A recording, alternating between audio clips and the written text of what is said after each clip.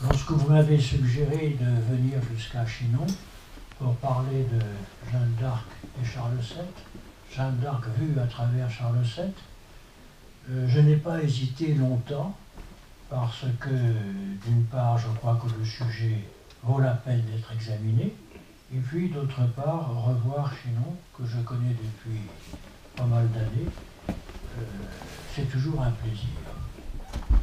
Et je trouve que, je ne vais pas raconter toute mon histoire, puisque ma bibliographie et mes titres et travaux viennent d'être évoqués, mais enfin, il se trouve que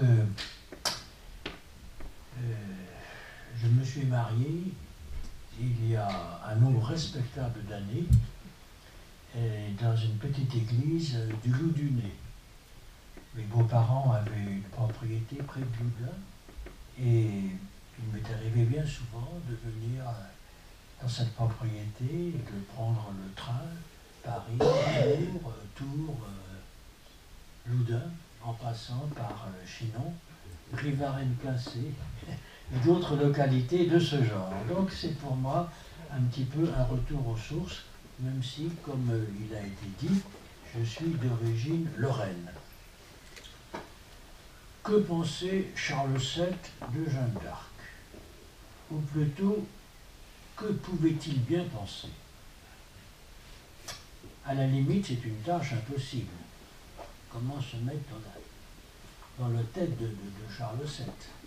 Impossible, peut-être même anti-scientifique.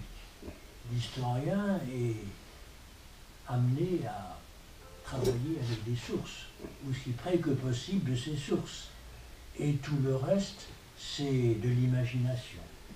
Eh bien, je vais, au soir de ma vie, me risquer en dehors de mon domaine strictement positif, en recourant, à l'occasion de ce récit un peu long, un peu complexe, en recourant pas mal à l'imagination.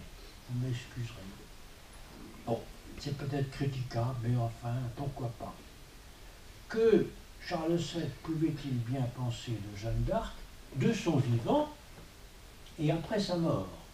Parce que j'essaie de suivre ce qu'on peut supposer être l'attitude de Charles VII vis-à-vis de Jeanne d'Arc jusqu'à sa mort en 1461. Je vous rappelle que Jeanne d'Arc est morte en 1431. Charles VII face au mystère Jeanne d'Arc, un essai de reconstitution psychologique, et en partie, comme je l'ai dit, imaginaire. Je me place par hypothèse à la mi-février 1429, au creux de la vague, au lendemain de la bataille des Harengs. Qu'en pensa Charles VII, aussitôt prévenu? Il se trouvait alors à Chinon, à 170 km d'Orléans assiégé. L'ennemi n'était pas si loin. Par sa naissance, il était littéralement roi de France. Il n'avait pas choisi d'être la tête du corps mystique qu'était le Saint-Royaume de France, mais maintenant, il lui fallait assumer cet office, bon gré mal gré, dans des circonstances de plus en plus difficiles. Il avait perdu successivement ses 4 frères aînés. Il était le dernier sur la liste. Ne serait-ce pas bientôt son tour? Pourquoi ces échecs à répétition? Le dernier en date étant la bataille des Harengs. Il avait un problème d'identité, la bâtardise, en raison de la supposée infidélité de sa mère Isabeau. Donc un problème de légitimité et d'obéissance. Et puis il avait consenti en 1419, 10 ans plus tôt, au meurtre de son parent, le duc de Bourgogne, Jean sans Peur. En éprouvait-il du regret, voire du remords? Son destin, c'était aussi son caractère, ses aptitudes physiques, intellectuelles. Plus encore, n'oublions pas, c'est un fait de mentalité, la croyance dominante à l'époque, ou pour mieux dire évidente, en la possibilité d'une intervention directe, tangible, du surnaturel dans le champ du politique. Une croyance dans laquelle, il faut bien le dire, on a quelque peine aujourd'hui à pénétrer. Il y a les comportements que l'historien peut repérer objectivement, il y a les croyances beaucoup moins accessibles. Et pourtant, il faut impérativement tenir compte de ce qu'on appelle parfois les mentalités. Que peut-on savoir à cet égard de la disposition d'esprit de Charles VII à la veille de sa rencontre avec Jeanne d'Arc? Disons de son attitude religieuse, de son attitude face à Dieu, face à la Providence. Naturellement, il suivait régulièrement, ou plutôt quotidiennement, les offices, respectait les règles de l'abstinence, sinon du jeûne, écoutait au fil des jours un nombre considérable de sermons. Il était pourvu d'un chapelain, ou de plusieurs chapelains, d'un confesseur, on connaît son nom. Il était entouré d'un nombreux clergé, il vénérait les reliques, il rendait un culte à la Vierge et aux saints. Mais peut-on pour autant le qualifier de mystique? Quid de sa piété personnelle? On a le sentiment que son grand-père Charles V, pour ne pas remonter à Saint-Louis, avait une piété plus fervente, résultant d'un choix propre. Toutefois, des contemporains expliquèrent, j'y insiste, le passage spectaculaire à un certain moment de son règne, de l'adversité à la prospérité, précisément par le fait que Dieu avait cessé de le punir, de le châtier, et de châtier son peuple, à cause de la pieuse patience, de l'humilité chrétienne qu'il avait manifestée pendant toutes ces années d'épreuve. Une chronique écossaise d'ailleurs, le montre dans sa détresse, sur le point de s'embarquer peut-être par La Rochelle, pour l'Écosse, priant Dieu en larmes, lacrymabilitaire, d'une faible voix. En effet, ajoute cette chronique, son confesseur était dévot, à savoir l'évêque de Castres, Gérard Maché, dont nous avons conservé du reste la correspondance, auquel il se confessait chaque jour. Il prenait le sacrement du corps de Christ les jours de fête, il entendait à genoux dévotement 3 messes, il ne mettait pas de dire les matines canoniques avec la commémoration des défunts, et il célébrait cela chaque jour du monde avec les autres prières. Donc, une piété peut-être extérieure, mais répétée, assidue. Pourquoi ne pas accepter ce témoignage? Et puis, il y a cet épisode sur lequel je vais m'attarder. Je cite « Du temps de la grande adversité de ce roi Charles VII, adversité. Il se trouva si bas qu'il ne savait plus que faire. Il était entre ses ennemis, enclos de tous côtés. Le roi, étant en cette extrême pensée, entra un matin en son oratoire tout seul. Et là, il fit une humble requête et prière à notre Seigneur, et dedans son cœur, sans prononcer une parole, où il lui requérait dévotement que si ainsi était qu'il fût vrai héritier descendu de la noble maison de France, et que le royaume justement lui dût appartenir, qu'il lui plût de lui garder et défendre, ou au pire, d'échapper sans mort aux prisons. En ce moment, en effet, il craignait pour sa vie, pour sa liberté. Et qu'il puisse se réfugier en Espagne ou en Écosse, qui étaient de toute ancienneté frères d'armes et alliés des rois de France. Ainsi, ce récit le crédite d'une prière à la fois ardente, existentielle, la vie, la mort, la liberté, secrète. il demandait à Dieu de le maintenir en tant que roi de France, ou en tout cas de le préserver du pire. Mais alors, comment connaissons-nous cet épisode, qui se situerait par hypothèse peu avant la rencontre avec Jeanne d'Arc? Par un contemporain de François Ier, le Lyonnais Pierre Salat, dans son livre 1516, « Les hardiesses des grands rois et empereurs ». Lui-même, Pierre Salat, affirme tenir cette anecdote, cet épisode, alors qu'il se trouvait à la cour de France en 1480 à Amboise, de très nobles et anciens chevaliers Guillaume Gouffier, seigneur de Boisy en Berry. Or, dans sa jeunesse, Guillaume Gouffier, dont on sait par ailleurs qu'il avait appartenu à l'entourage d'Agnès Sorel, avait été très proche de Charles VII. Il fut, avec ou après d'autres, ce qu'on appelait à l'époque son mignon. Il y a un témoignage d'un ambassadeur milanais de décembre 1456 qui est explicite sur ce point. C'est donc Charles VII lui-même qui, en veine de confidence, lui aurait livré ce secret. Et c'est ce secret enclos dedans le cœur du roi, de sorte qu'il ne l'avait de sa vie à nulle créature révélée, excepté à Dieu en son oraison, que la pucelle lui aurait dit connaître, lors de leur première rencontre, ce qui ne pouvait pas être par elle su, sinon par inspiration divine.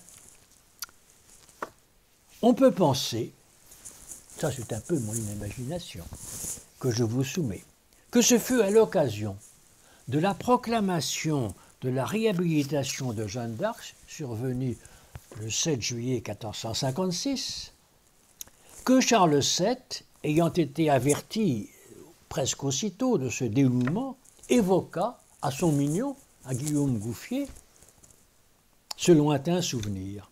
On imagine assez bien la scène. Alors la question est de savoir, est-ce que Pierre Salat est fiable? Est-ce que Guillaume Gouffier est fiable?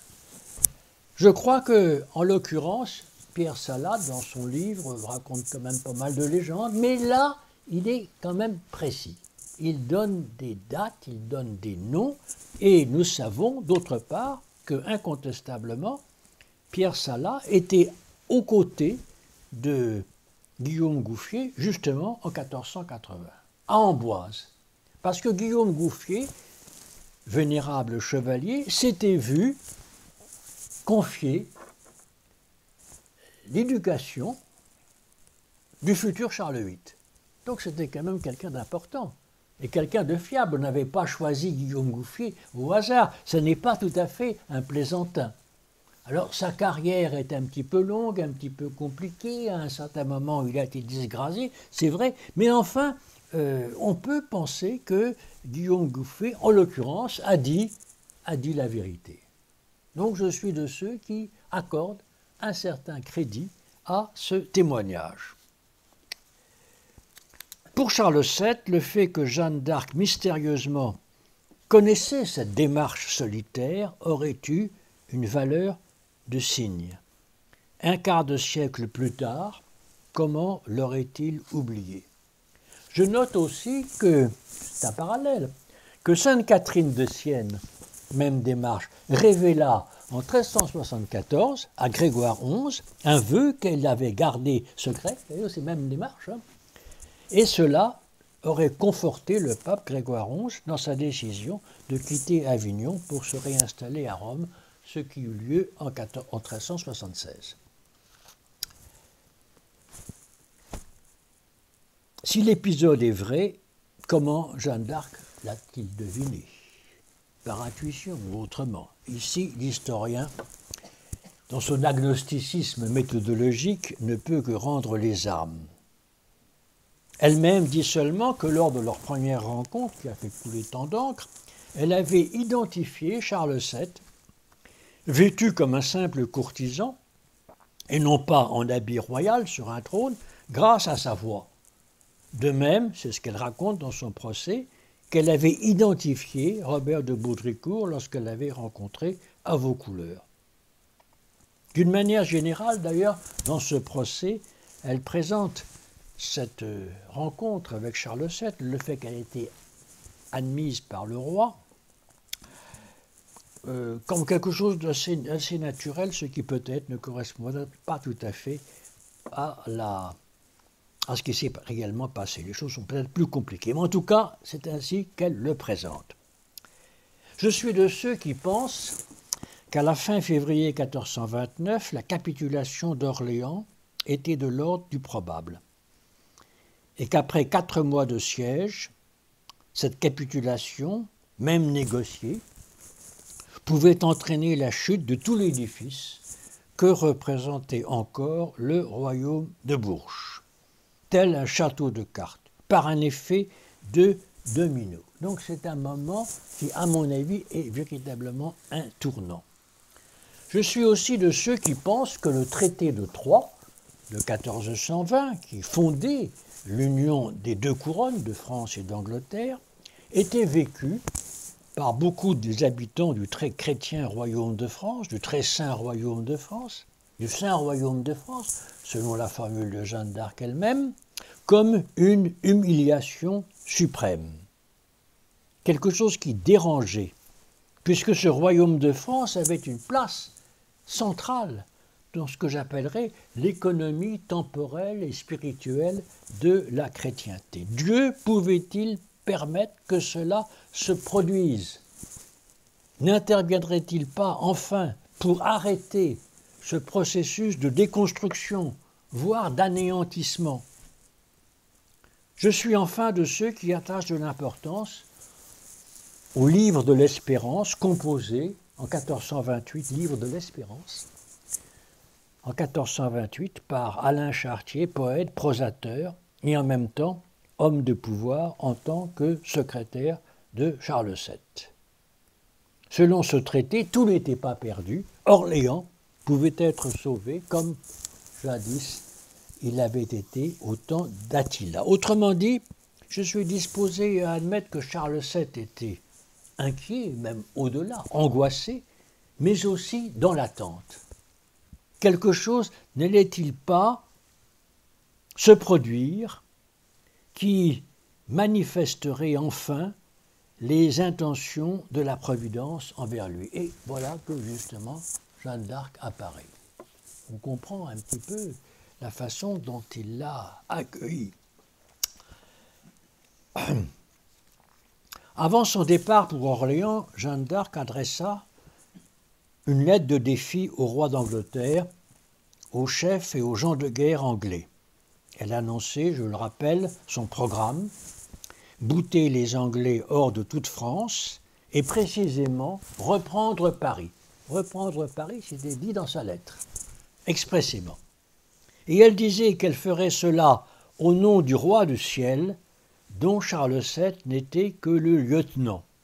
Cette formulation donnait un rôle éminent à la Pucelle en tant qu'intermédiaire obligé entre Dieu et son roi.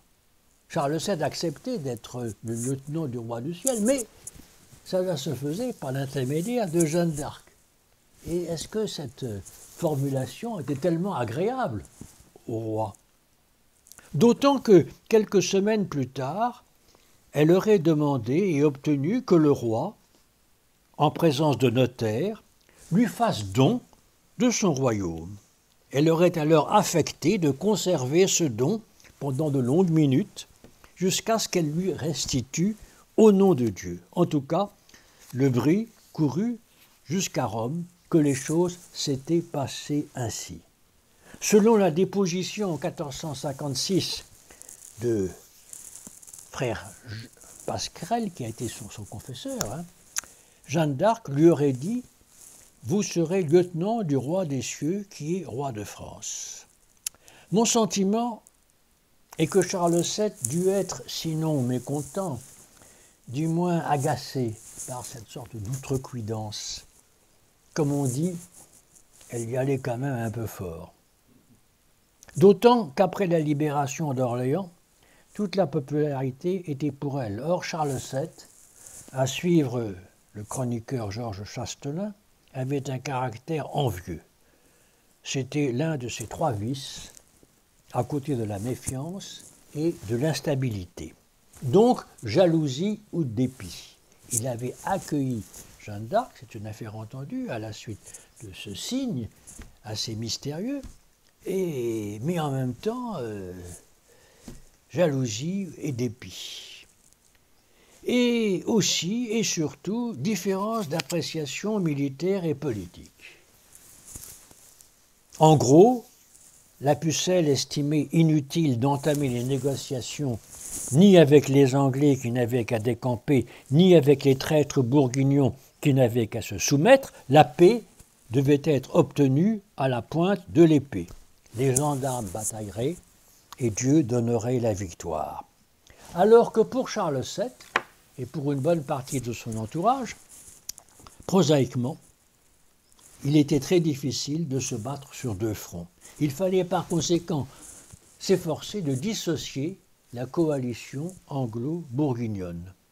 C'est ce qui avait déjà été commencé dès 1425, au prix de maintes concessions, et c'est d'ailleurs cette ligne politique qui triompha en 1435 lors de la paix d'Arras. Autrement dit, Charles VII avait son idée, négocier, mais en position de force. Et ici, la Pucelle était utile, alors que la Pucelle estimait qu'il était inutile de négocier, qu'on l'emporterait tel quel. Entre Jeanne d'Arc et son roi, il existait une différence d'âge, 17 ans contre 26 ans, de tempérament, de formation, de culture, mais aussi une différence, une divergence d'ordre politique. Il faut dire qu'il est difficile, je me place de côté de Charles VII, si vous voulez, de gouverner avec à côté de soi une prophétesse. Car c'est d'abord ainsi qu'on la voyait, une prophétesse qui ne recevait de conseils que de Dieu par l'intermédiaire de révélations et d'apparitions secrètes. Encore fallait-il que ces conseils soient les bons et que ces prophéties se vérifient. Or, après le sacre, 17 juillet 1429, Jeanne d'Arc ne connut guère que des échecs. Sous les murs de Paris, de la Charité-sur-Loire, de Compiègne. Alors, les gens s'interrogeaient. Dieu était-il encore de son côté? Était-elle toujours la fille Dieu? C'est la question que Charles VII dut se poser, il n'était peut-être pas le seul, à l'instar de son chancelier, Regnault de Chartres, archevêque de Reims, lequel écrit dans une lettre à ses ouailles, après sa capture, elle ne voulait croire conseil, mais faisait tout à son plaisir. Elle s'était constituée en orgueil, elle avait outrepassé ce que Dieu lui avait commandé. Et je pense que l'interprétation de Regnault de Chartres a été partagée par Charles VII à ce moment-là. Dès ce moment-là, dès la capture de Jeanne d'Arc en mai 1430, se dessine la thèse royale. La mission providentielle de la Pucelle était seulement de faire lever le siège d'Orléans et de mener le roi à Reims. Deux missions. Faire lever le siège d'Orléans, mener le roi à Reims. C'est ce que devait dire Jean Bâtard d'Orléans, devenu comte de Dunois, en 1456, lorsqu'il fut interrogé dans le cadre du procès de révision de la condamnation de Jeanne d'Arc. Je cite, « Quand elle parlait sérieusement de la guerre, de ses propres actions, de sa vocation, le terme, en latin, le terme est vocation, jamais elle n'affirmait autre chose que ceci, elle avait été envoyée pour faire lever le siège d'Orléans, pour secourir le peuple opprimé de cette ville et des lieux avoisinants, et pour conduire le roi à Reims afin qu'il fût sacré. » Telle était la limite de son pouvoir prophétique.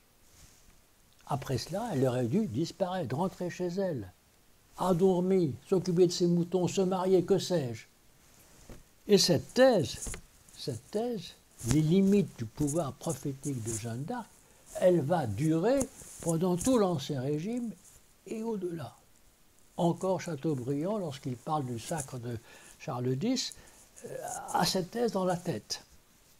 On voit bien que ce problème de l'échec de ces révélations prophétiques fut un point faible de sa défense lors du procès de condamnation.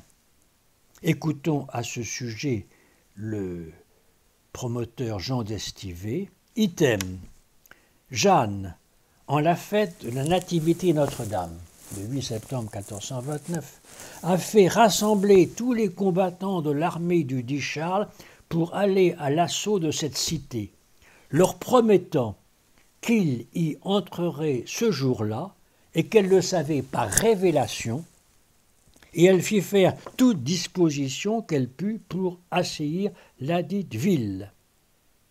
Et cependant, elle n'a pas craint de nier cela en justice devant vous. Autrement dit, vous avez prophétisé? Non, j'ai jamais prophétisé. Bon. Et également, continue d'Estivé, en d'autres lieux, même prophétie ou même pseudo-prophétie, à la Charité-sur-Loire, à Pont-l'Évêque, c'était près de Compiègne, à Compiègne, quand elle assaillait l'armée de Monseigneur de Bourgogne. Elle promit et prédit bien des événements comme devant se produire, disant qu'elle le savait par révélation, desquels cependant aucun n'arriva, mais plutôt le contraire. Autrement dit, ces échecs ne pouvaient que la décrédibiliser d'un point de vue théologique. Dans son camp, n'était-elle plus qu'une invocatrice des diables, ou en tout cas n'avait-elle pas outrepassé sa mission?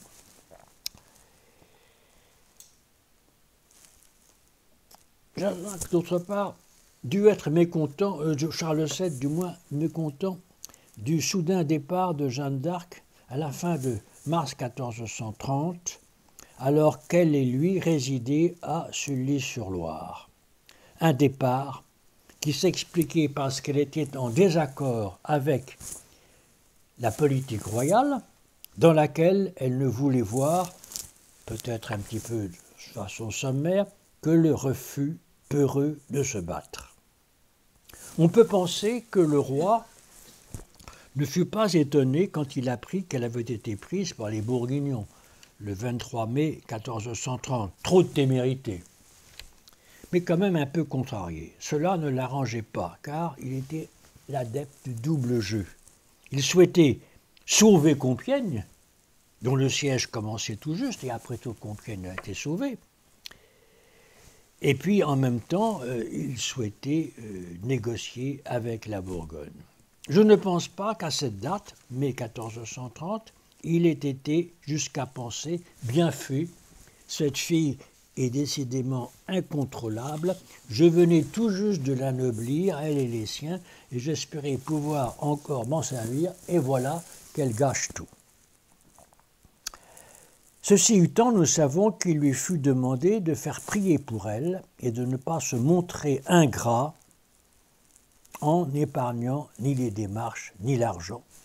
Or là, il faut bien reconnaître qu'il n'y a eu aucune réaction de sa part. Une fois Jeanne d'Arc prisonnière, plusieurs possibilités d'action s'offraient à Charles VII. Premièrement, une opération commando pour la récupérer à Rouen, mais c'était trop risqué. Elle était surveillée de trop près. Deuxièmement, procéder à un échange de prisonniers. Ce sont des choses qui y arrivaient. Et or, justement, il y avait un chef anglais qui était en la possession des Français, c'était John Talbot, depuis la bataille de Patay. Et puis troisièmement, troisième possibilité, payer une rançon, c'était déjà à l'époque, à son maître, Jean de Luxembourg. Charles VII, bien sûr, n'avait pas beaucoup d'argent, mais enfin, il aurait pu quand même se débrouiller pour rassembler la somme. Et il semble que Jean de Luxembourg ait attendu une proposition, et que finalement, il la lâcha aux Anglais, mais pour une somme qui peut être là légèrement déçue. En tout cas, il y avait des possibilités d'action, surtout la troisième, la rançon, un versement de rançon avec un acompte, etc., avec Jean de Luxembourg. Il y avait le temps, donc de juin à décembre 1430 au moins, il y avait cette possibilité et Charles VII, il faut bien dire, ne bougea pas. Et puis il y a le long procès, un très long procès, janvier-mai 1431. Charles VII, naturellement, savait que le procès avait lieu, mais il ignorait ce qui s'y passait. Il n'avait pas d'espion sur place. Toutefois, il aurait eu la possibilité d'intervenir, ne serait-ce qu'auprès du pape, pour attirer son attention sur l'inévitable partialité du tribunal de Rouen. Pourquoi le pape ne prendrait-il pas lui-même les choses en main? Là encore, aucune réaction de la part de Charles VII. Il est vrai qu'à ce moment-là, par un malheureux hasard, si vous voulez, il y avait un changement de règne au sommet de l'Église, puisque Martin V mourut à ce moment-là, a été remplacé par Eugène IV, donc une sorte de vide. Bon. En tout cas, c'est désolant, mais c'est ainsi, aussi bien de juin à décembre 1430 que de janvier à mai 1431, Charles VII ne bougea pas et Jeanne d'Arc fut brûlée.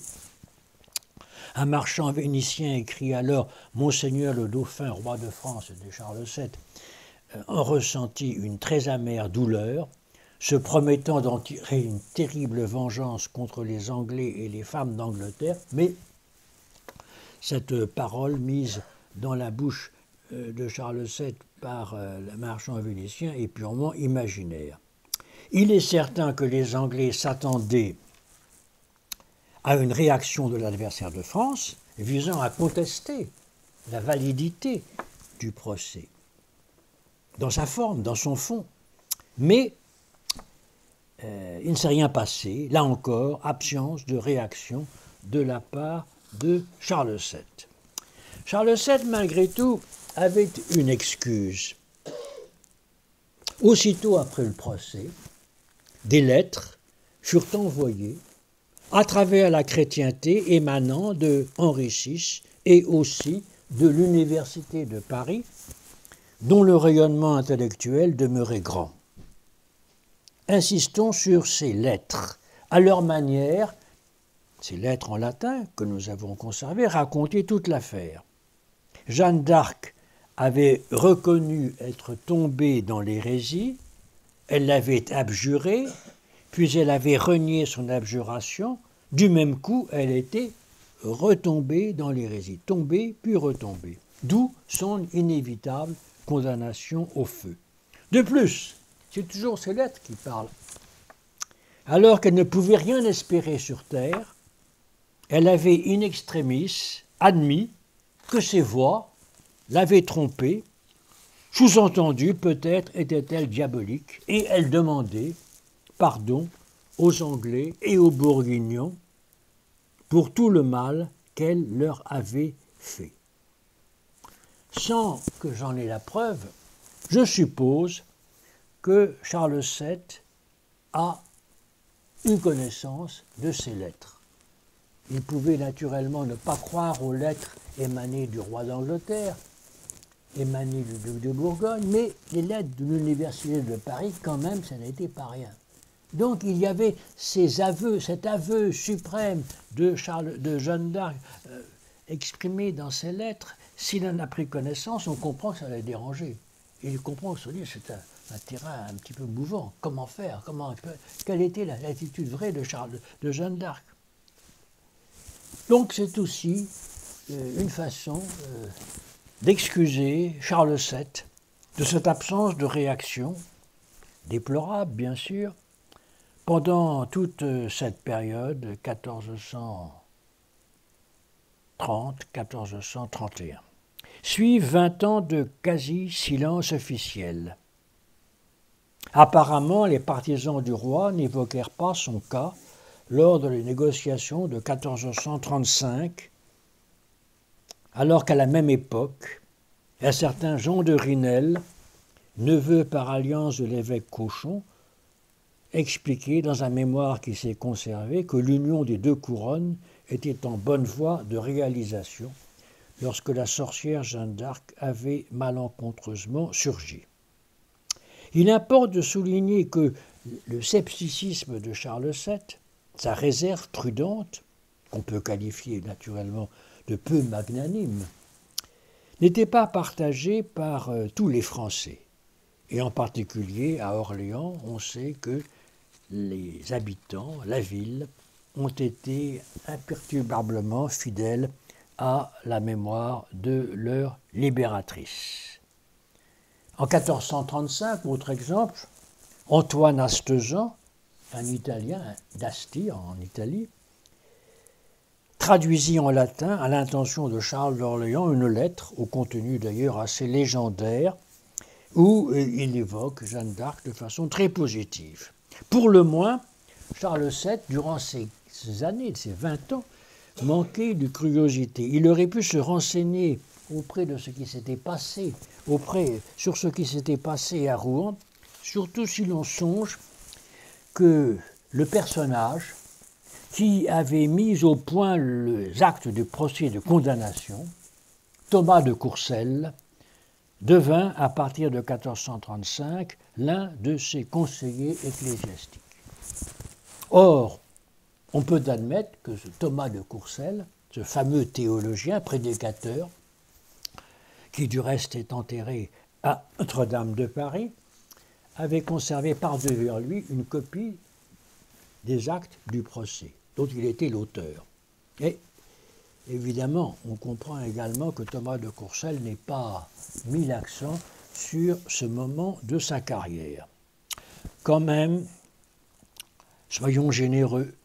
Je n'exclus pas, sinon du remords, du moins une certaine gêne de la part de Charles VII durant cette période 1431-1450. Et puis, il y a l'épisode de Claude des Armoises, la fausse Jeanne d'Arc, qui fit du bruit entre 1436 et 1440, de Cologne à Orléans, d'Arles à Paris. Je ne vais pas ici exposer les démêlés de cette aventurière, peut-être atteinte de mythomanie, qui prétendait ni plus ni moins que l'authentique Pucelle,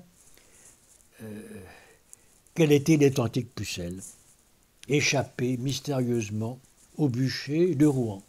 Qui est assez curieux parce que finalement cette Jeanne des Armoises acceptait, disons, d'être qualifiée d'hérétique, puisque Jeanne d'Arc avait été condamnée comme hérétique. Mais enfin bon, elle prenait ce risque. Et il semble que cette fausse Jeanne d'Arc ait demandé à voir le roi lui-même. Elle s'est rendue à Orléans d'abord. Orléans a plus ou moins reconnu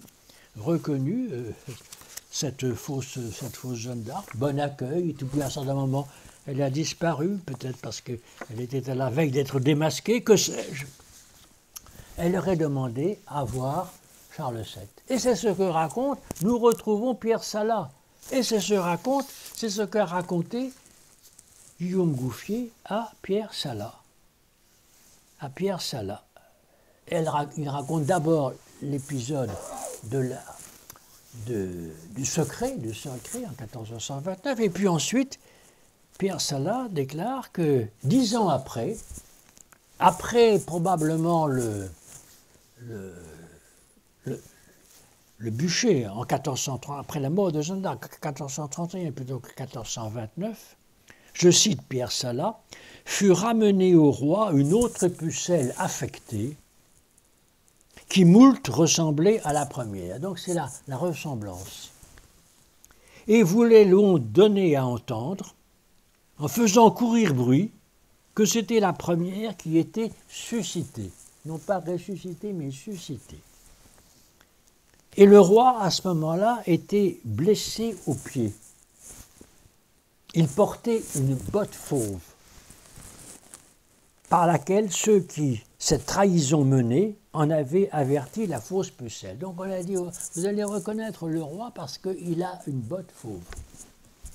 Et la botte fauve, à cuit d'héros d'amour transi, porté chaméen fauve botte, c'était la botte des amoureux en même temps.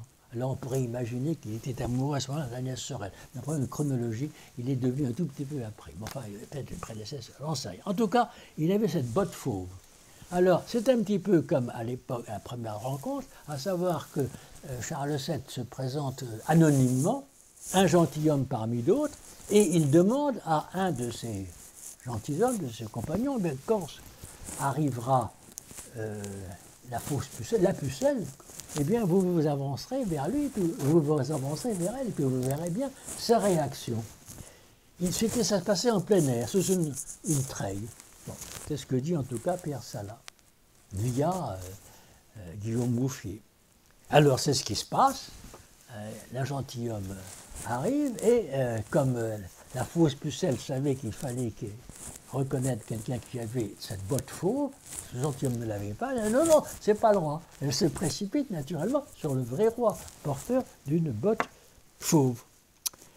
Alors voici, évidemment, le roi est ébahi, ne sut que dire, sinon en la saluant bien doucement, « Pucelle mamie, vous la voyez, vous, soyez la très bienvenue au nom de Dieu, qui sait le secret qui est entre vous et moi. » Donc, il y a liaison entre les deux épisodes, le secret et puis cette reconnaissance. Alors, ajoute Pierre Sala, miraculeusement, après avoir ouï ce seul mot de secret, se mit à genoux devant le roi cette fausse pucelle en lui criant merci.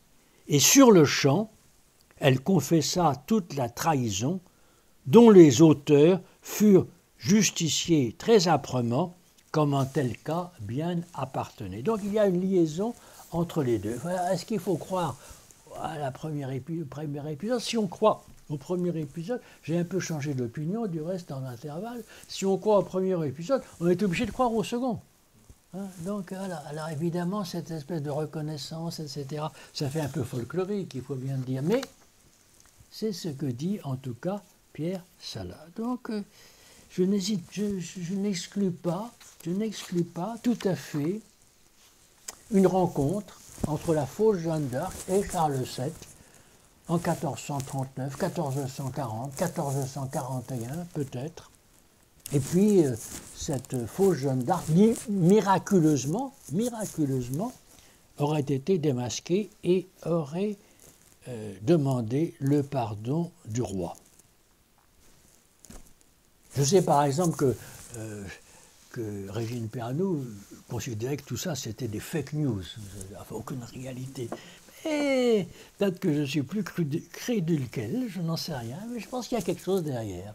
En tout cas, nous pouvons suivre l'épisode de cette fausse Jeanne d'Arc parce qu'elle a été, disons, prêchée, comme on disait, à Paris, en présence du Parlement, en présence de l'université, pour démasquer qu'elle était bel et bien une usurpatrice, une imposteur. Un événement extérieur provoqua la réouverture du dossier.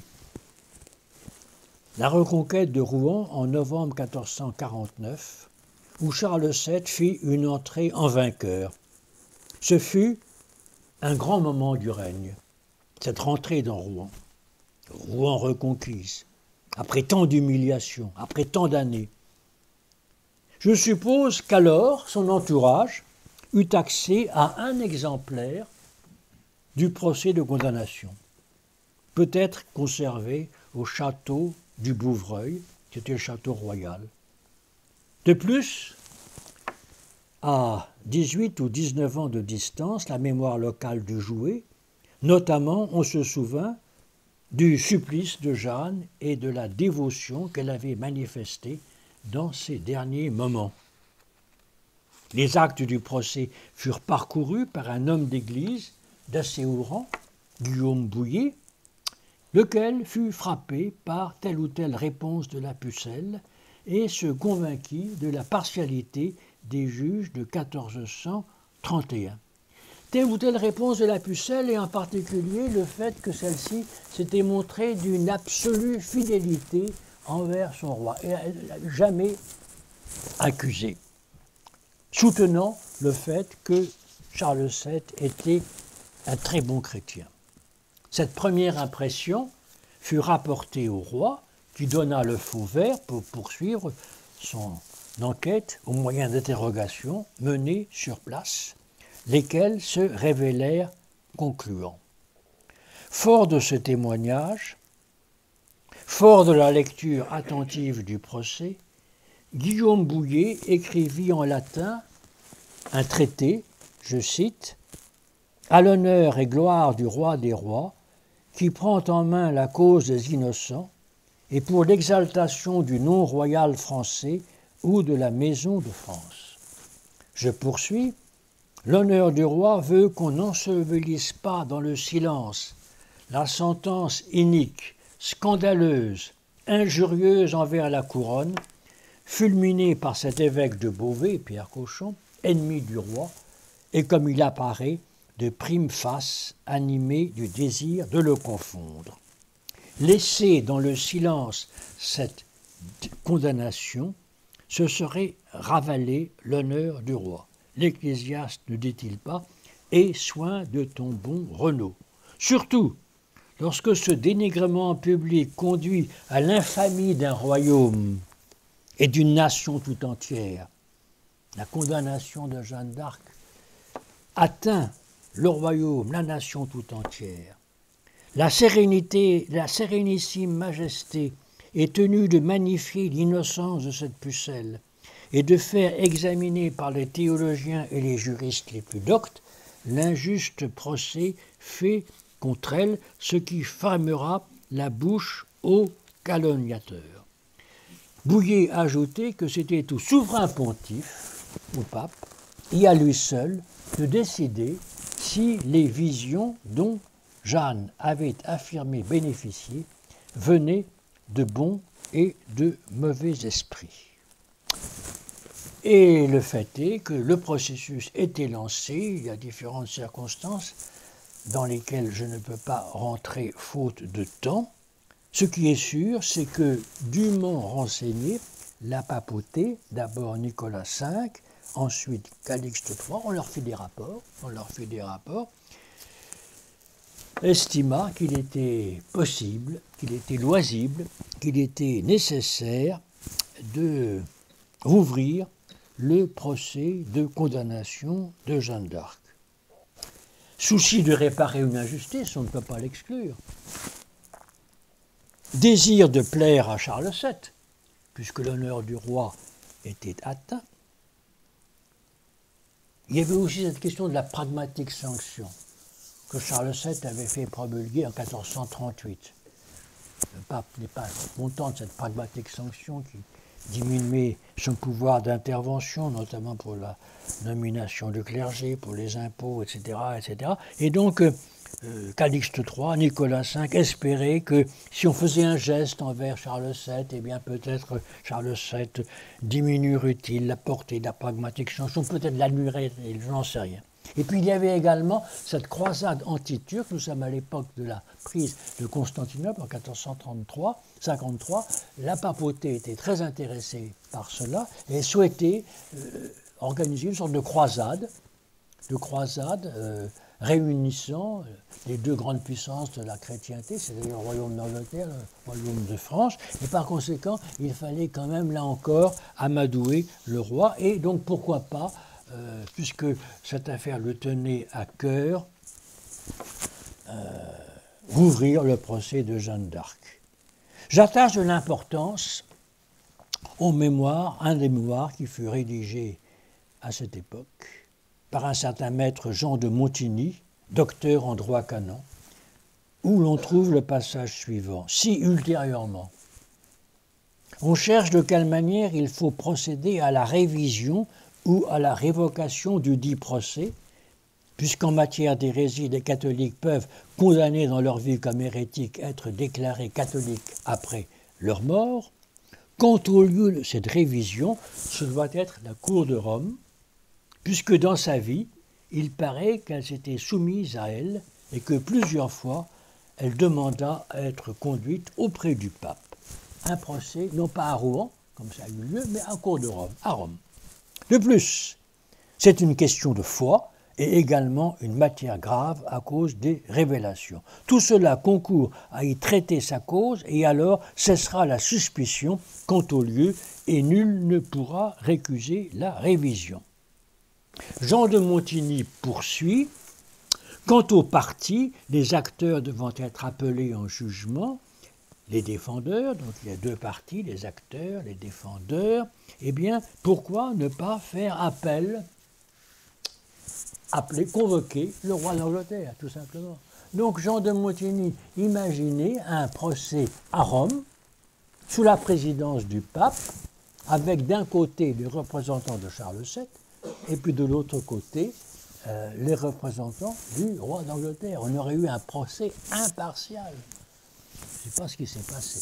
C'est pas ce qui s'est passé. Finalement, le procès a eu lieu d'abord à Paris, Notre-Dame de Paris, du reste, en décembre 1455. C'est le début du procès. La vieille Isabelle Romée est venue d'Orléans avec de pieuses femmes, etc., toute cassée, tremblante et tout, pitié, pitié, justice pour ma fille. Et puis ensuite, eh bien, ce procès s'est transplanté à Rouen, mais c'est un procès d'église, voulu par la papauté. Jean Juvénal des Ursins, qui était le président du tribunal, a été désigné, naturellement en accord avec Charles VII, par le pape lui-même.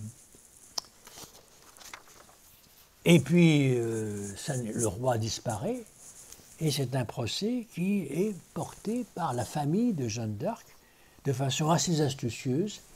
C'est elle qui est mise en avant, mais naturellement, rien ne se serait produit si Charles VII n'avait pas poussé à la roue, ne serait-ce que financièrement, le procès de réhabilitation, comme le procès de condamnation, furent des procès en un sens politique et financés par la puissance publique. Parmi les témoignages reçus lors de ce long procès, l'un des plus intéressants est celui de Jean d'Aulon, qui, jeune écuyer, avait accompagné Jeanne d'Arc pendant son épopée jusqu'à Compiègne. Jean d'Aulon avait fait une belle carrière et il nous a conservé un témoignage écrit. Et dans ce témoignage, naturellement, il évoque toutes les qualités de Jeanne d'Arc, mais surtout ce qui est intéressant, c'est que la demande de témoignage écrit de Jean d'Aulon avait été formulée justement par Jean Juvénal, le président du tribunal, et dans cette lettre, Jean Juvénal déclare que les Anglais veulent maintenir Icelle avoir été sorcière, hérétique, invocatoresse des diables, et que par ce moyen, le roi avait recouvré son royaume, et ainsi il tenait le roi et ceux qui l'ont servi hérétiques. Donc vous voyez l'enjeu. L'enjeu, c'était que Jeanne d'Arc avait été condamnée comme hérétique. Du même coup, c'est grâce à une hérétique que le roi avait recouvré son royaume. Et du même coup, les Anglais tenaient le roi et ceux qui l'ont servi, donc Jean d'Aulon, qui était devenu un serviteur du roi, bailli de Beaucaire, etc., hérétique. Alors, donc, je crois que c'est l'une des manifestations les plus claires de l'enjeu du procès dit de réhabilitation.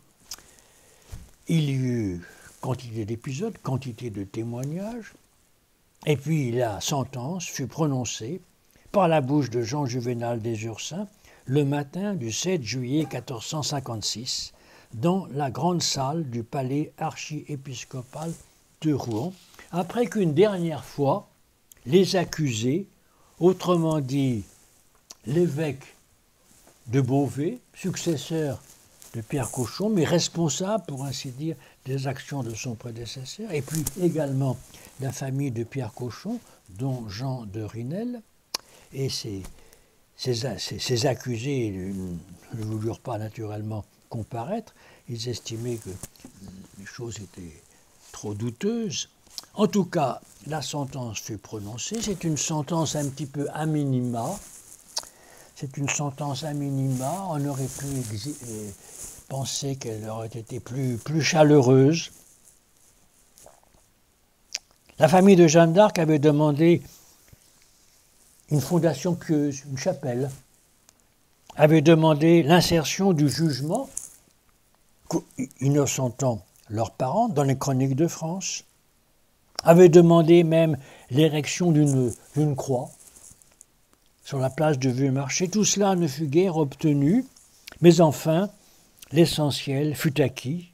Jeanne d'Arc ne fut ni béatifiée, ni canonisée, mais elle était justifiée et innocentée. On parla aussi à l'époque du procès de son absolution. Plus précisément, techniquement, il s'agissait de l'annulation de son procès de condamnation. Quant au terme de réhabilitation, qui est courant, il ne date pas de l'époque, mais l'esprit est le même. La procédure de révision, j'y insiste, avait eu un coût assez élevé. Significativement, le Trésor royal le prit à sa charge. Charles VII fut tenu au courant, et c'est à ce moment-là, peut-être, c'est mon hypothèse en tout cas, qu'il a raconté à Guillaume Gouffier les deux épisodes que j'ai évoqués précédemment. À coup sûr, ni la papauté, ni la royauté ne souhaitaient davantage. L'heure n'était pas venue pour la canonisation. Je note qu'au moment même du rescrit de Calixte III, par lequel il autorisait la révision du procès, ce même pape adresse une bulle qu'on a conservée à Pierre II, duc de Bretagne, lui annonçant la canonisation de Saint Vincent Ferrier, 14 juillet 1455. C'est une destinée comparable, si vous voulez. Saint Vincent Ferrier, donc dominicain, etc., sa canonisation ne fait pas problème. Jeanne d'Arc, une laïque, etc., une bergère. Bon, ça n'était pas possible. Les saints aussi ont une histoire. À cette date, apprenant les résultats, comment le roi voyait-il Jeanne d'Arc, lui qui avait subi tant d'événements? C'est une question que je me pose. Est-ce que Charles VII a lu les actes du procès de réhabilitation, tous ces témoignages, notamment sur son enfance, fort émouvant, comment ça? C'était un roi qui était lecteur, il aimait bien lire, se faire lire, etc. Mais est-ce qu'on peut imaginer qu'on lui ait lu ces actes? Je n'en suis pas sûr. Que savait-il réellement de Jeanne d'Arc en 1456? Une brave fille de la campagne, qui avait son caractère, une certaine insolence. Une femme de guerre, qui par ses hardiesses avait redonné du cœur à ses troupes, ou bien une visionnaire, une prophétesse inspirée qui, conseillée par ses mystérieuses voix, avait été envoyée par le ciel, tel un ange, pour le rassurer sur son identité et pour le conduire par la main jusqu'à Reims. Et c'est là que nous retrouvons la confidence de Guillaume Gouffier. Jusqu'à son échec, sous les murs de Paris, la Pucelle avait bien eu d'authentiques révélations en sa faveur. Il avait cru en elle. Si par impossible, Charles VII avait été interrogé lors du procès de révision, on en saurait bien davantage. Mais manifestement, il n'y tenait pas et son porte-parole fut sans doute Dunois, dont j'ai évoqué tout à l'heure le témoignage, qui déclare que finalement, quand elle se parlait sérieusement, les deux prophéties qu'elle avançait, c'était la libération d'Orléans et le sacre de Reims. Charles VII, à la fin de sa vie, se sentait-il un miraculé, guidé par la providence, après l'adversité, la prospérité. Cette vision, cette interprétation du règne de Charles VII a couru à l'époque auprès du roi, même en Bourgogne. Beaucoup de gens considéraient que c'était miraculeux, merveilleux. Il aurait dû échouer, mais finalement, Dieu l'avait épargné. Et à l'intérieur de ces miracles, Jeanne d'Arc en fait-elle partie? Gesta Dei per Johannem. Je vous remercie.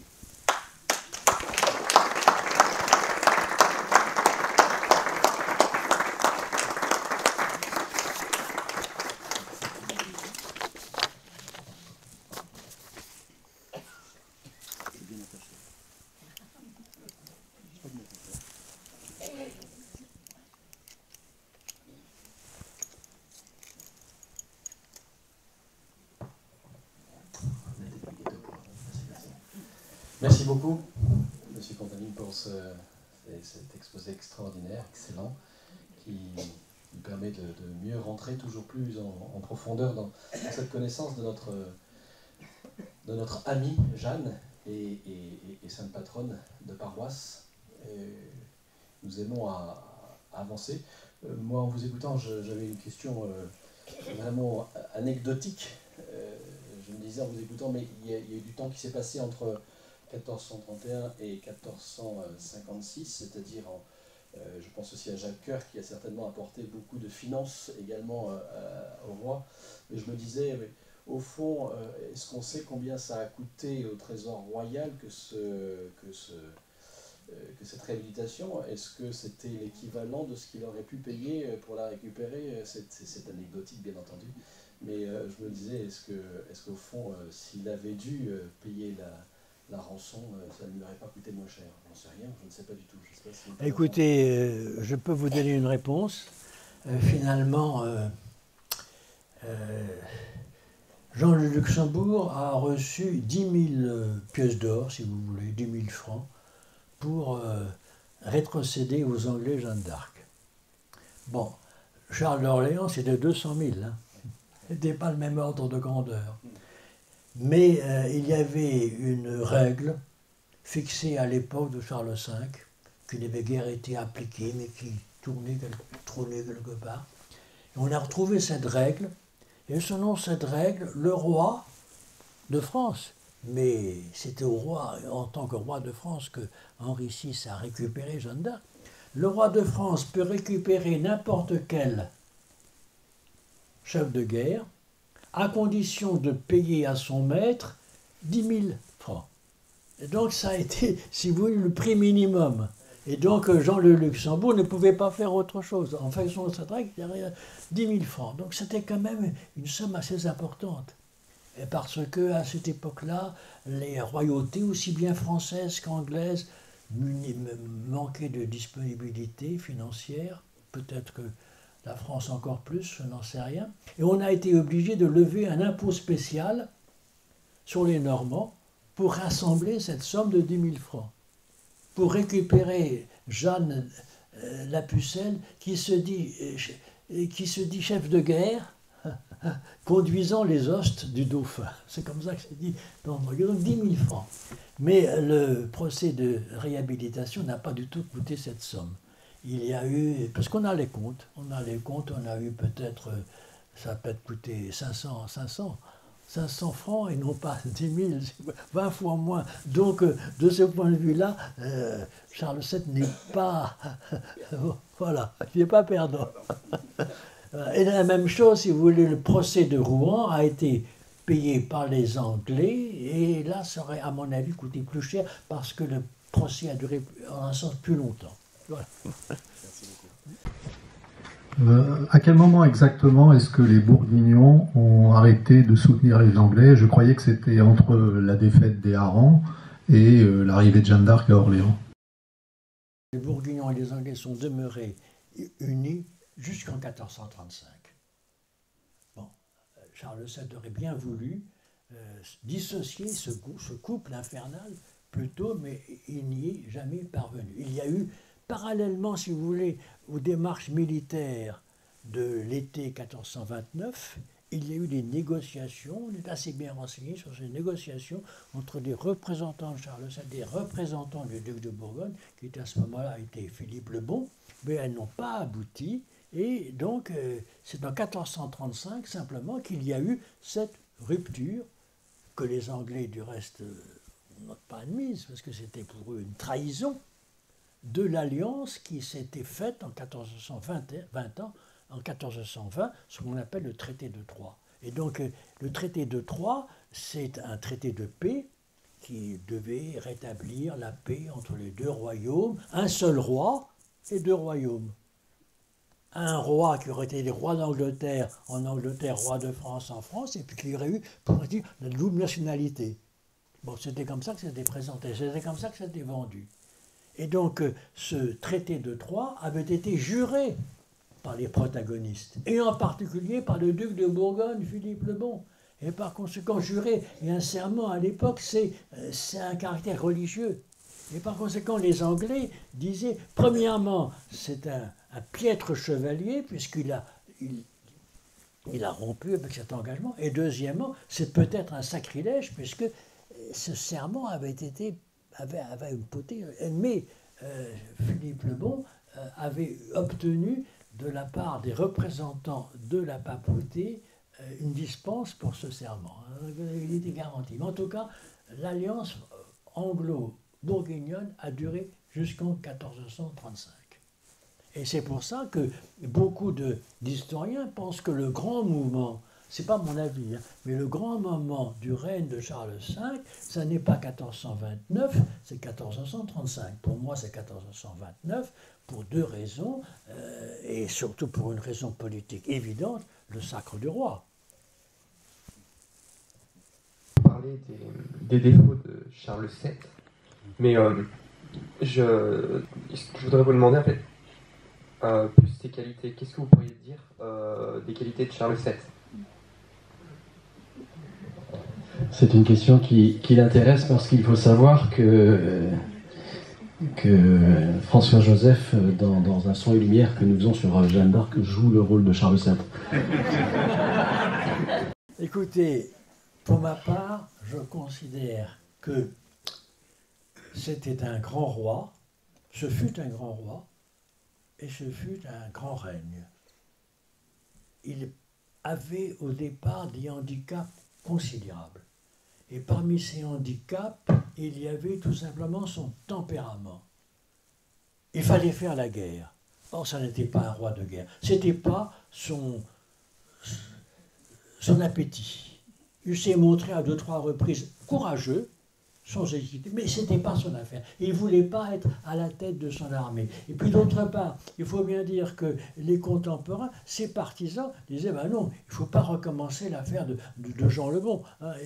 S'il meurt avec un coup de feu, il est prisonnier, c'est le désastre. Hein. Donc on le tenait en écart, et ça correspondait sans doute à son tempérament. Et donc c'était un grand déficit à une époque où les rois étaient priés d'être des rois de guerre.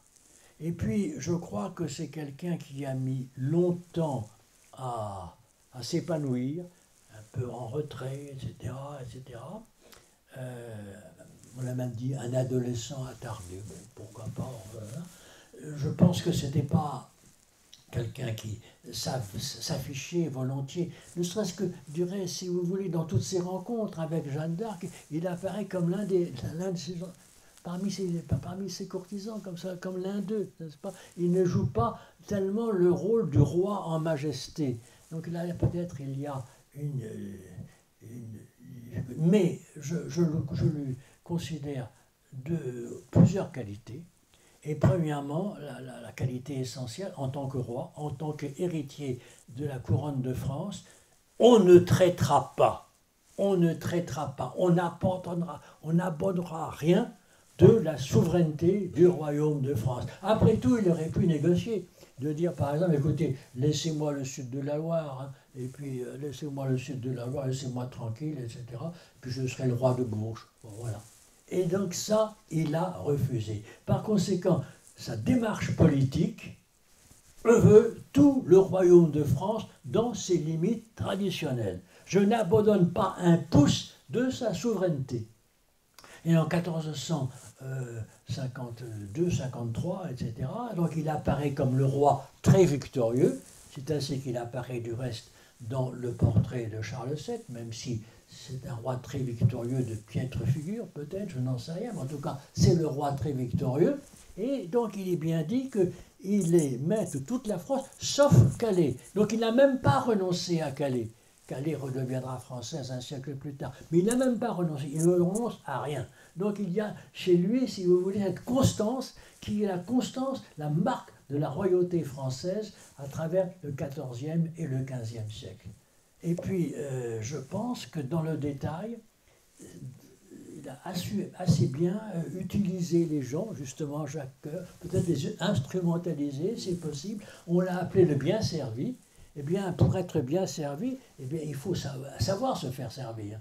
Et je crois qu'il s'est fait servir. Alors, il y a cet apologue qui racontait, disons, c'est raconté par Georges Chastelain, qui aurait dit à un certain moment dans les années 1440 à ce demi-sœur, pourquoi est-ce que je suis bien servi? Je vais vous expliquer. Je vais t'expliquer, ma petite chérie, ma petite sœur. Je vais t'expliquer.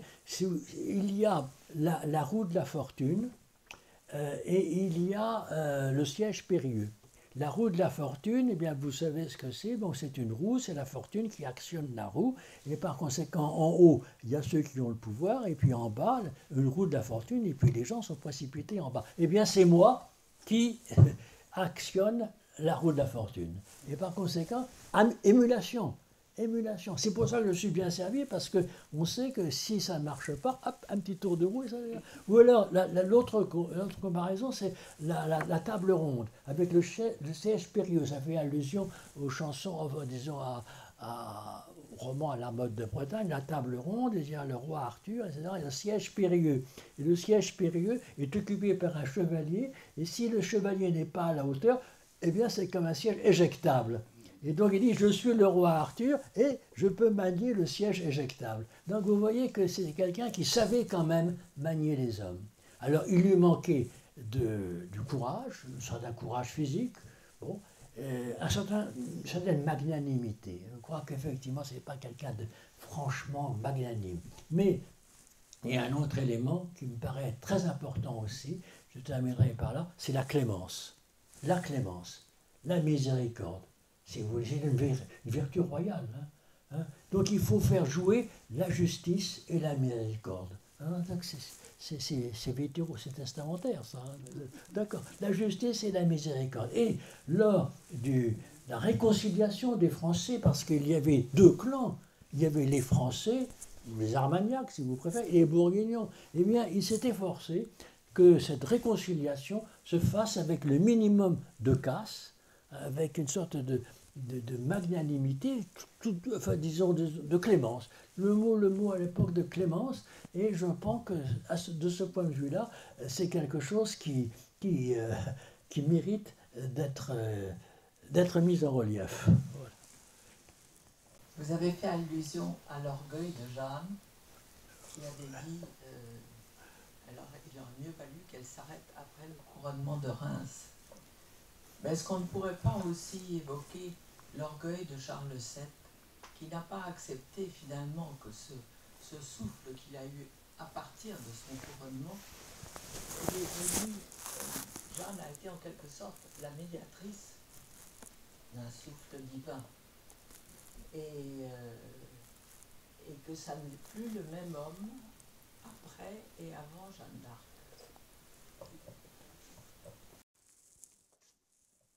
Je pense qu'effectivement, comme vous, Jeanne d'Arc est un souffle divin, je le constate, je le vois, etc. Je pense que le changement d'attitude de Charles VII a mis longtemps à se dessiner. Et c'est simplement, somme toute, surtout à partir de 1440, que franchement, il se réveille. Il y a justement Jean Juvénal des Oursins lui reprochait d'être le roi dormeur. Réveille-toi, réveille-toi, etc. Et donc vous voyez qu'il y a quand même, a mis très très longtemps, Charles VII a mis très longtemps à comprendre, à saisir le message que Jeanne d'Arc avait tenté de l'insuffler. Voilà. Donc ça n'a pas été direct aussi bien. Il a un peu manqué Jeanne d'Arc, c'est certain, il a manqué Jeanne d'Arc, bon, c'est certain. Et donc justement par cette espèce de manque de magnanimité peut-être, Mais peut-être qu'à la longue, je ne sais pas. Alors, en ce qui concerne, moi, j'ai beaucoup insisté, si vous voulez, sur le fait que les prophéties ne se sont pas réalisées en apparence. C'est un fait qui a été évoqué lors du procès de condamnation, de réhabilitation. Autrement dit, ce procès de réhabilitation a deux aspects. Premièrement, tous les témoignages, en Lorraine, à Orléans, à Paris, à Rouen, on aurait pu les multiplier. Il n'y a pas eu de témoignage à Reims, il n'y aurait pas eu d'interrogatoire à Tours, il n'y aurait pas eu à Chinon, on aurait pu imaginer, et ailleurs, à Compiègne, que sais-je. En tout cas, il y a eu plus de 100 témoins. Donc ça, c'est un élément très important qui a retenu toute notre attention, parce que c'est l'élément le plus concret, etc.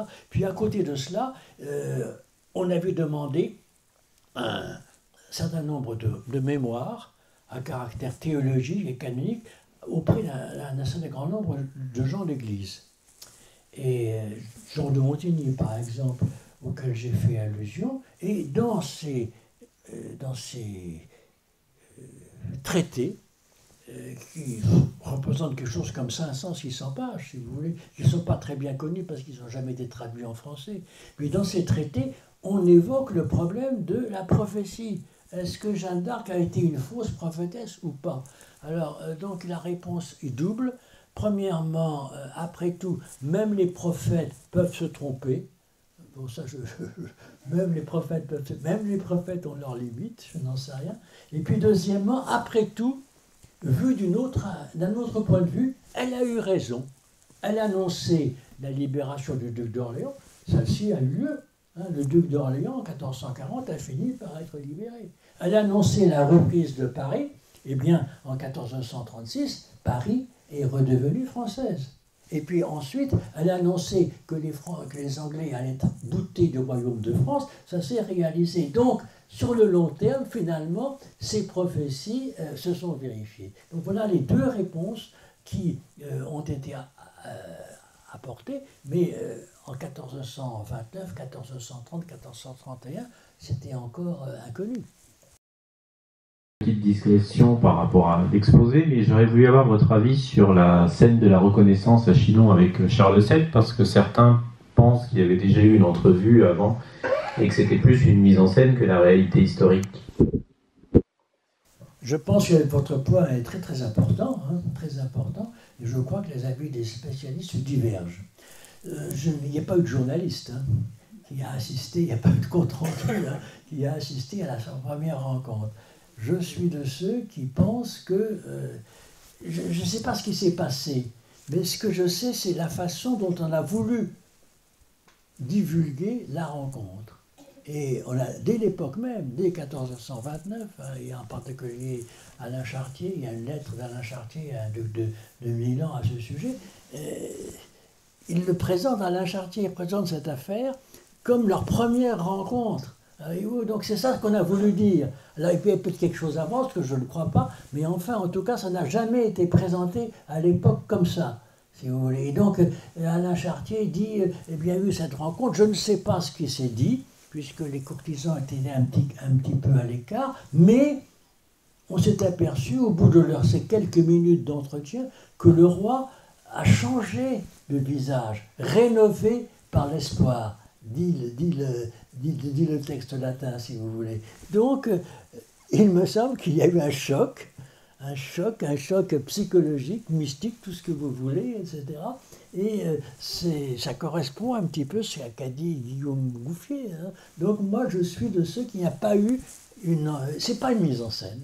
Il y a quelque chose d'unique, et qui, c'est ce que j'ai essayé de suggérer, à savoir que on attendait quelque chose. On attendait.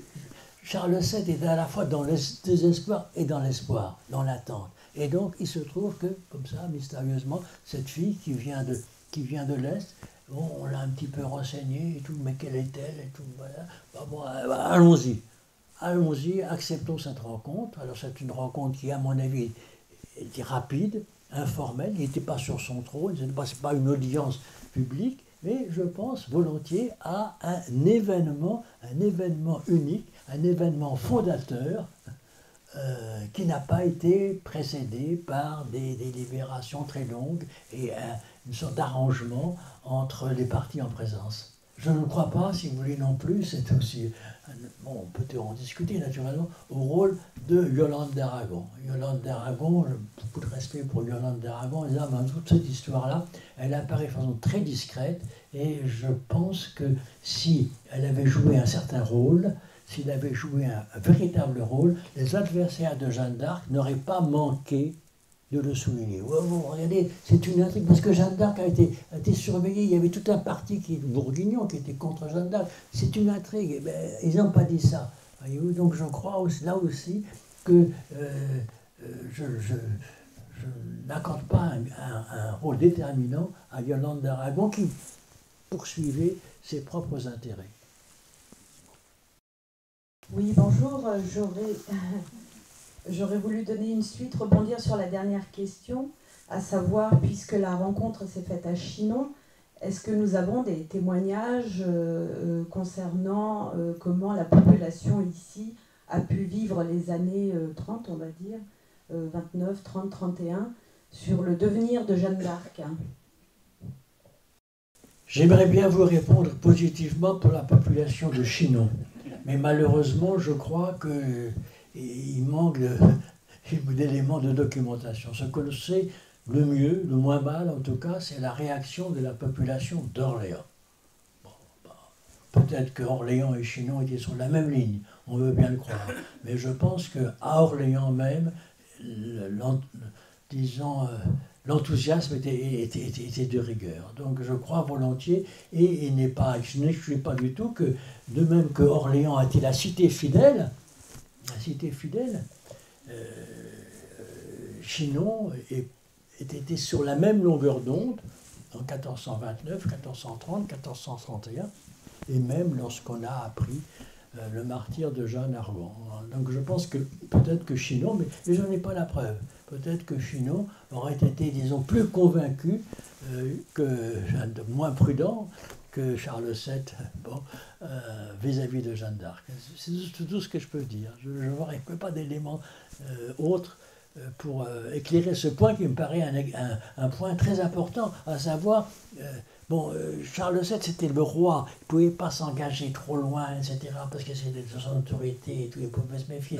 Mais il y avait la ferveur populaire. Alors nous avons quand même des éléments qui montrent que la ferveur populaire, dans un certain nombre de secteurs du royaume de France, était intacte. La meilleure preuve, c'est, disons, l'accueil fait à la fausse Jeanne d'Arc. Le fait même que Jeanne d'Arc, elle n'est pas morte, voyez-vous, donc on comprend très très bien. Et ça, on voit que non seulement ça a été le cas en Lorraine, non seulement ça a été le cas à Paris, parce que Parisiens, etc., donc on a été obligé de détromper les Parisiens pour leur dire « mais non, ça n'est pas Jeanne d'Arc ressuscitée ». Non seulement ça a été le cas à Orléans, mais il y a même eu à Arles un pari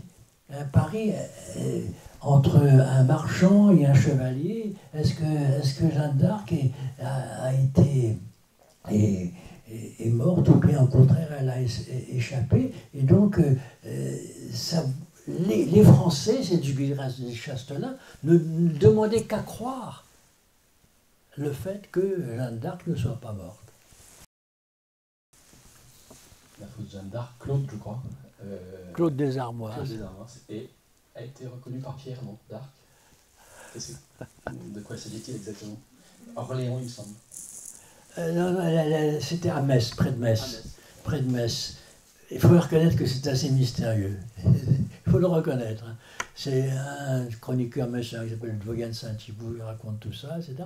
Et donc, c'est en 1436 ou 1437, si vous voulez. Donc, à un certain moment, cette fausse Jeanne d'Arc apparaît. On connaît bien sa vie, hein, parce qu'elle a sévi à Cologne et ailleurs. Elle apparaît et accompagnée de ses frères, Pierre et Jean. Je suis la vraie Jeanne d'Arc, etc. Bon. Et donc, pourquoi cette mise en scène? Alors, je dois dire que ça intrigue beaucoup les historiens, et même les historiennes. Alors, donc, première explication, mais après tout, c'est peut-être ce n'est peut-être pas Pierre et Jean, c'est peut-être d'autres qui se faisaient passer pour les frères. Hein. Première explication. Et deuxième explication, c'est celle qui est avancée par un collègue, Mireille Chazan, qui déclare que c'est une manipulation de la maison d'Anjou à l'époque où René d'Anjou était prisonnier du duc de Bourgogne, Philippe le Bon. Et par conséquent, pour favoriser la libération de René d'Anjou, condamné à une énorme rançon, enfermé à Dijon, etc., par la tour de Bar, que sais-je, eh bien, on aurait produit cette fausse Jeanne d'Arc, de même que Jeanne d'Arc a réussi à sauver la mise à Charles VII en 1429, eh bien, de même, maintenant, eh bien, la nouvelle Jeanne d'Arc, la vraie Jeanne d'Arc, la Jeanne d'Arc ressuscitée, fera la même chose en faveur de René d'Anjou. Ce serait une manipulation, un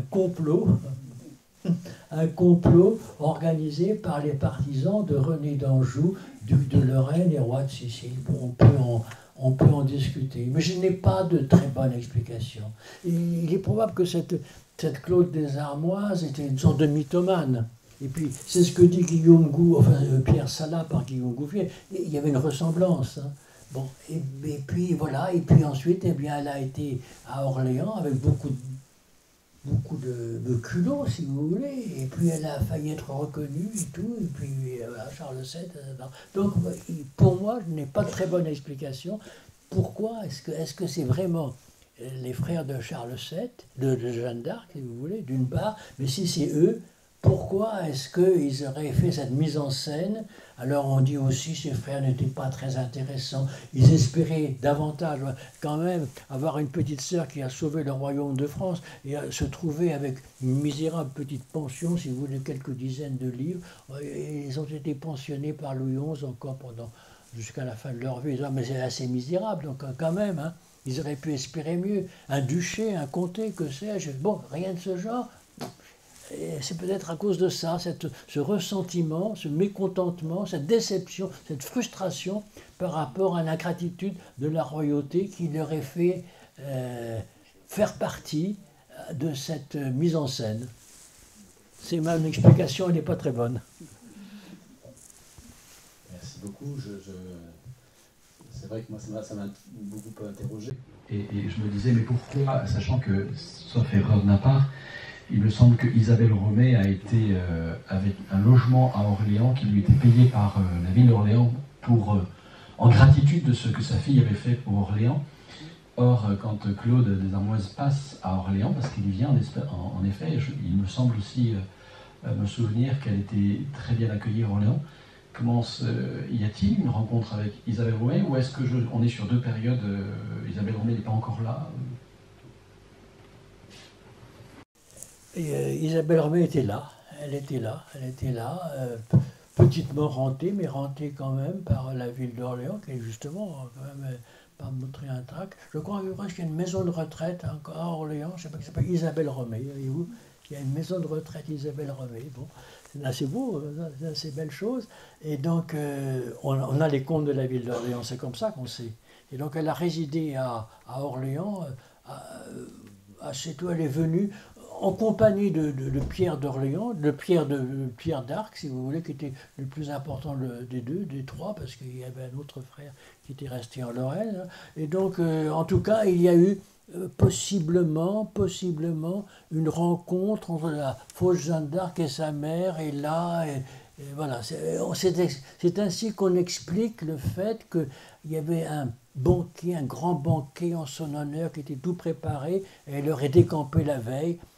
Et peut-être que là, ou bien elle avait déjà rencontré Isabelle, ou bien Isabelle Romée, ou bien Isabelle Romée était sur le point de la rencontrer et de dénoncer la supercherie. Voilà. Donc, en tout cas, il y a bel et bien une convergence possible entre l'intervention à Orléans dans les années 1438-1439 de Jeanne d'Arc et la présence d'Isabelle Romée dans cette même ville, à cette même époque.